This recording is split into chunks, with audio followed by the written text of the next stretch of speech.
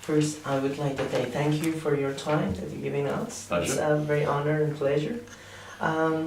If you would like, you can introduce yourself and then we can start the question. Sure. My name is Bob Wilkes.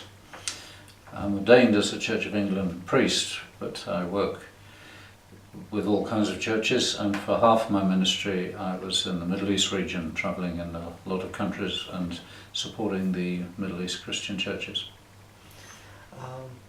Really appreciate that for your introduction. There is the reason that we are asking this question is mainly about tolerance concept and how you finding and defining the sports and what we should do it for that. So for this purpose, I will ask the first question and how you define tolerance, how you think about tolerance. If you want to give that meaning, how you define it. Well, I don't know if I'm good at sort of dictionary type definitions. I'm more relating to how we experience it. Because tolerance can be another word of for not really caring. In other words, I tolerate you, which means I take no notice of you. I won't bother you, but I'm not interested in you. And I think we in Britain, in our cultures today, are finding that we've made that kind of mistake, that communities of different kinds, under the name of tolerance, have actually just been left alone and left in their own little communities, and we haven't really got to know each other as a whole society.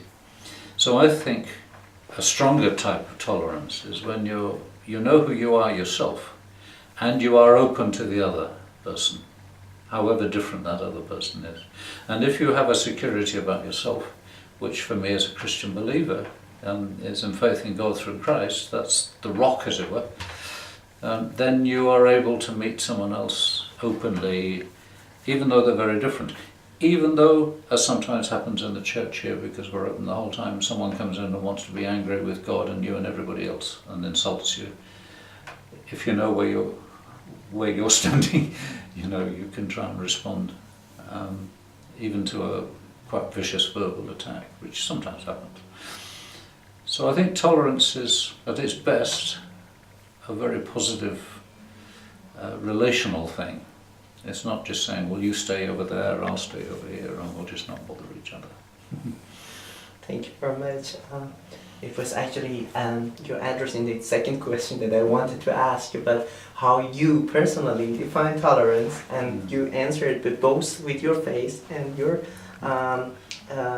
belief as an individual thought, basically. I would like to know if basically we say that we know that a lot of things happening across the world, Middle East, Europe, and sometimes there is a kind of problems of saying that not accepting another person's rights at all, or violating the right of things. What do you think that this can be caused by the lack of tolerance and respecting the word generally? And if you think like that, how you think that we as an individual or as an organization and non-state actors, how we can promote tolerance and peace? Well, that's a big question, and I'm just one individual. I've often been in situations where I felt I'm caught up in events that are much bigger than all of us. I mean, I have served in war zones and in situations of civil war, and you just think, how do you bring any kind of hope and order here and a sense of purpose when you see the complete collapse of civil life, if you like? And I've been in those situations. I'll tell you a story. I was on a bus with a group of people in a situation of civil war, and it was a very religious country. A lot of people would say they had a faith in God. The group of us on the bus were all people of faith. And we had picked up two refugees, two people who had been made to flee because of the Civil War. And they desperately wanted to go to where we were going. The only problem was we were going through the country of their enemies. And we were stopped at a checkpoint, and they said, hey, you two have got to get off. And we said, no, they're with us, hospitality. Our honour is that we protect them. And there was this young boy threatening them, and he had a rifle, and he said, "You must get off." And one of the refugees just lost his patience, and he stood up and he looked at the young boy and he said, "Tell me, is this what you think faith in God is about?" And the poor young boy just sort of stopped, didn't know what to say, and he backed off the bus. And I thought, you courageous man. In a situation of chaos and threat, he had managed to bring a little voice of sanity, if you like. And we were able to carry on, and we got those 2 refugees to the place they were only going. We were foreigners there, so people treated us a little bit differently because we were foreigners. They weren't. So maybe we helped a little bit that way. So yeah, and I've just been so impressed when I've been in situations which seem such deep conflict. The people who have the courage just to try and keep normal life going. And I tell you, some of the most impressive people I've met doing that are the women, who in societies perhaps where they might be considered as the second class, but very courageous people who just try and keep life going and look after children, look after people, look after the sick, find the food and find the shelter. And so I've been very struck in situations that seem so troubled that you still find people of great courage. So I never underestimate what a determined person of faith can do. And I'm not naive about the danger. I mean, dear people I've known who lost their lives doing this, and I know that. It's not an easy matter. Now I'm talking, if you like, in an extreme end there. We're in the middle of Oxford now.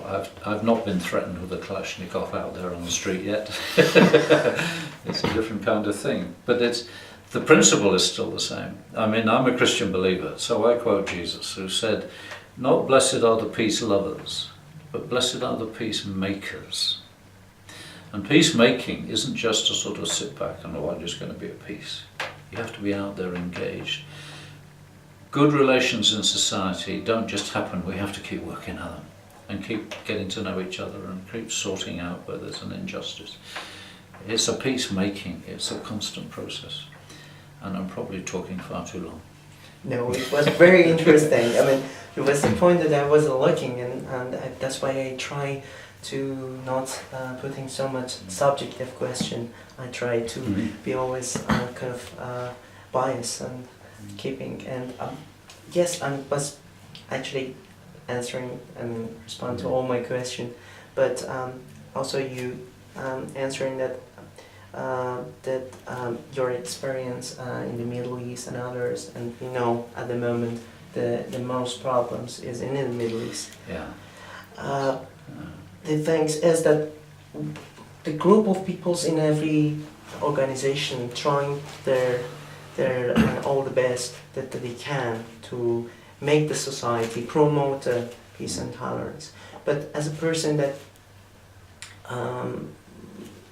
basically individual person in the community, which is Oxford, this is completely, as you say, calm, multicultural, plural, and people with a different background, and the whole beauty are here peacefully.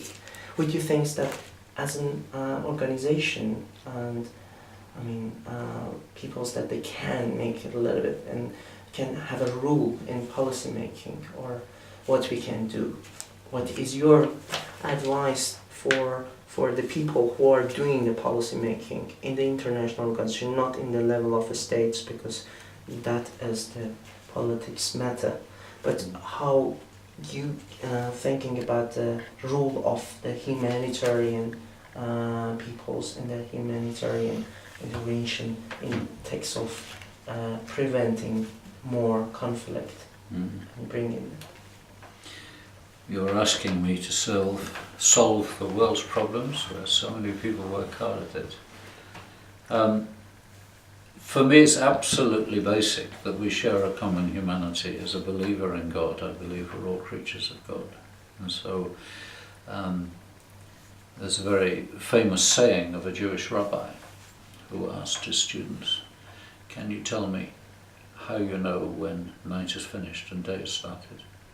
And one said, is it when there's enough light to tell the difference between a fig tree and an olive tree? I said, no. Or enough light to tell the difference between a sheep and a goat? And he said, no. I said, okay, what is it? He says, when you can look in the face of any man or any woman and see your sister and your brother, because if you can't do that, it's always night. And we have really got to hang on to this common humanity thing and the sense of equal worth. Now, it's easy for me to preach a sermon saying that. Now go to some international peace process or the United Nations and put that into practice, where you've got the compromises of politics, and that's the art of politics. You have to find workable compromises, and I'm not a politician, but I admire really good politicians, and you know, some of the best people, I think, working away, this don't get in the headline news, they just work away decade after decade after decade, trying to say, well, can we be a community together?